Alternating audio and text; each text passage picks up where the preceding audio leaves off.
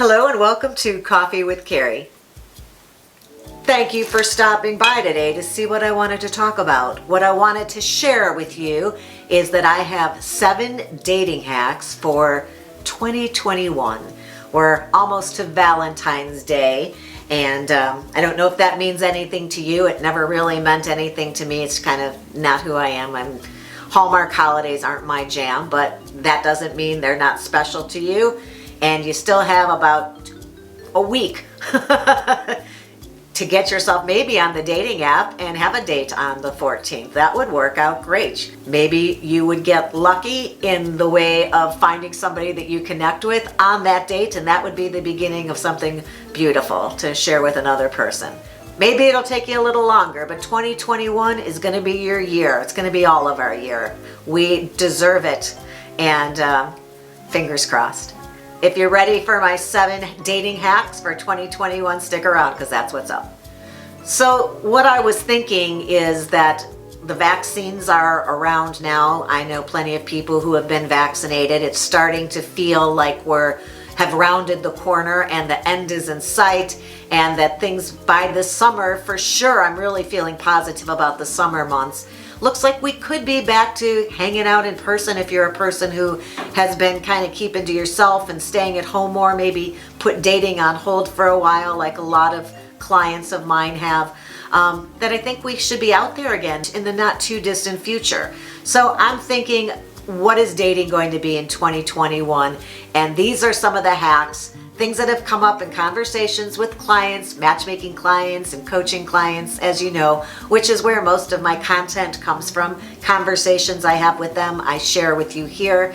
And the first hack is going to be about shying a little bit away from the virtual dating that we've been doing an awful lot of over the last year.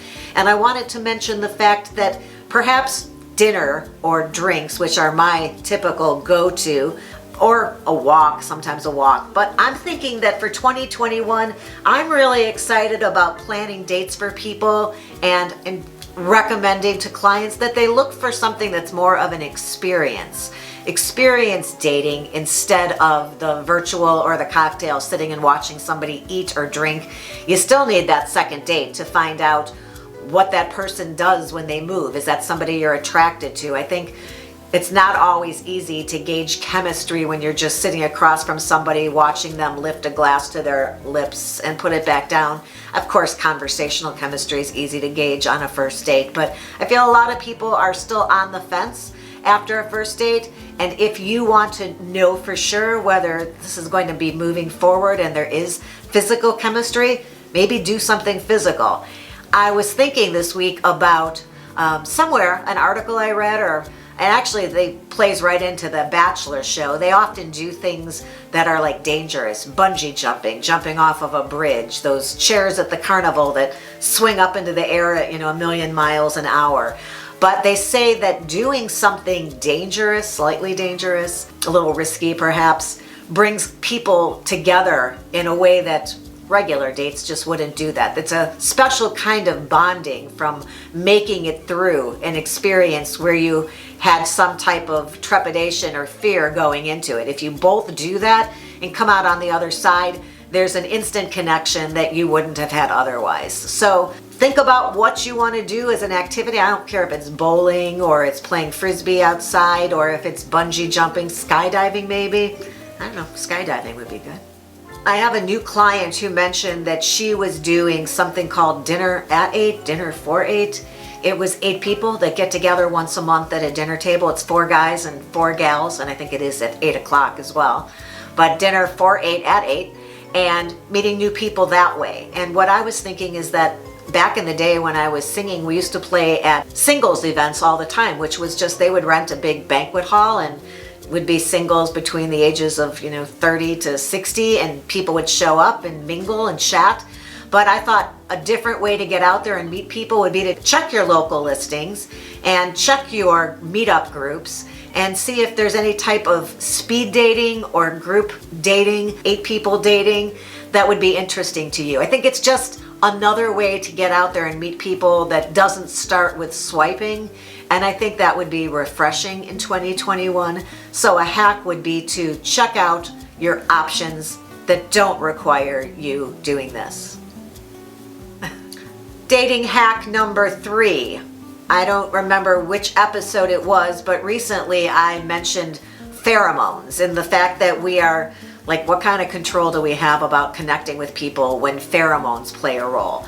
But I thought we should be making it easy for our pheromones to help us out in the dating world. So my thought was, don't block your pheromones. That would mean if you happen to be a smoker, not smoking beforehand so that you go in with a fresh scent, not covering it up with perfume or aftershave or cologne or a body spray, that even a light dose of something, even maybe a scented deodorant. Maybe just let your own pheromones do the work for you. In case you missed that episode, basically it was that they had a mixer for 12 people, say, 6 men, 6 women. They had them exercise previously, treadmill, in a white t-shirt. They brought in the t-shirt, they labeled it, put it in a bag, 6 for the men, 6 for the women, and then had the opposite sex take a whiff of these sweaty t-shirts and tell the people running the experiment which scent they found most appealing. Then they marked it down and sent them out to mingle as a group. And wouldn't you know it, at the end of the event, the people who enjoyed each other's aromas were already coupled up, engaged in conversation, and that was the person they chose that they would want to spend more time with. So pheromones really are a thing, and we may as well use them to our advantage. And I know a lot of dates I have set up, people have complained about the person really, really smelling like very strong cologne, aftershave, or perfume. So if you are a scent person and you're not going to let your pheromones do the work for you, at least do that spritz and then walk through it, kind of a application process, as opposed to a dropping it wherever you usually do, or, you know, a couple spritzes all over. I know I sometimes like to do something in my hair, kind of walk through it, freshen things up a little bit, smell a little floral there. But pheromones, let's see what that's all about this year. Number 4, beware of nonchalance. We seem to be made up of a bunch of people who are taking pride for some reason in not giving a crap, and who walk around saying that they don't like people, or that people are stupid. And some people are stupid, and you can't like everybody. But I think changing that attitude and realizing that most people are doing their very best and are kind, most people, and being open to that, and not going out there with a negative vibe that's just going to send out a bad energy that's not going to draw people to you. For a lot of people, I feel it is kind of just something they say, but words have power, and if you start to buy into that people suck theory, then you're probably not going to meet great people. The other part of this is that nonchalance is kind of off-putting. So why not in 2021 try vulnerability instead? It's really about being human and being a person and not being afraid to share. I think vulnerability is where it's at. Being vulnerable allows someone to truly get to know you, to not be putting on any airs or pretending to be something you aren't, but showing that you're fallible, that you're human, that you have feelings. And I think the best way to share your vulnerability is not through that regular back and forth of first date questions. Could be some of those questions. I know I did a quick tip recently about first date questions, and I have a playlist called Conversation Starters. Some of those types of conversations, those questions that actually make you a little bit more vulnerable if you're answering honestly, those are pretty good. But I prefer really that you share stories that you get excited about telling. And there is an episode about that. I'll link to it right here. Vulnerability is the new nonchalance in 2021. What do you think? So number 6 came around in a weird way. I was reading an article, a study, but also I was freezing my tush off in my house. I've been trying to keep the heat down a little bit lower so that I don't dry out my skin. And I realized, I read this article, and it said that if you meet somebody when you're cold, you project that onto this person and think that their personality is cold.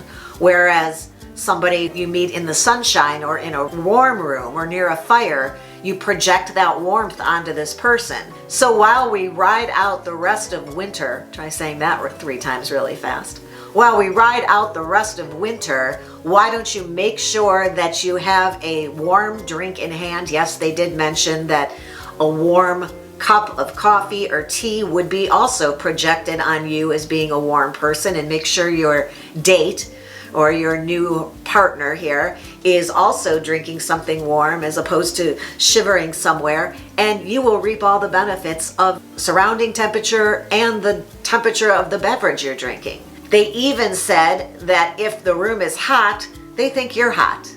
It's worth a shot. And then my 7th hack, I'm a perfect example of it today because I just created a tutorial explaining how I came upon these magnetic lashes. I will link to that in the comments if you're interested. They're pretty comfortable. I keep forgetting I have them on. But red lipstick, I put a little pink gloss over it, but it was red earlier. Red lipstick for women, and either mascara to make those batting your lashes kind of pay off, or fake lashes are something that do, according to studies, work in your favor in attracting members of the opposite sex. However, there was a fine line there that men don't like too much makeup. I recently did an episode on great first date makeup, just trying to keep it natural, but I probably didn't wear red lipstick in that episode, so I'll put a link to it here at the end of the episode. But if you do that makeup, which was kind of neutral, the no makeup look, kind of enhancing your looks with something more natural, but pop on some red lipstick and maybe an extra coat of mascara, or check out these Kiss lashes, you'll be wowing them. That's what the study said. So those are my 7 hacks for 2021 dating. I hope you found those interesting, at least, maybe helpful. And if you did, give the episode a thumbs up. I would love for you to come back again, so please subscribe to my channel. And if you're so inclined, you hit that ring bell, then you're notified every time I upload a new episode. I appreciate you stopping by today, and I will look forward to the next time. Until then, have a good one. I appreciate you stopping by today to see what I want to talk about. 7 dating hacks. There go 5 of them.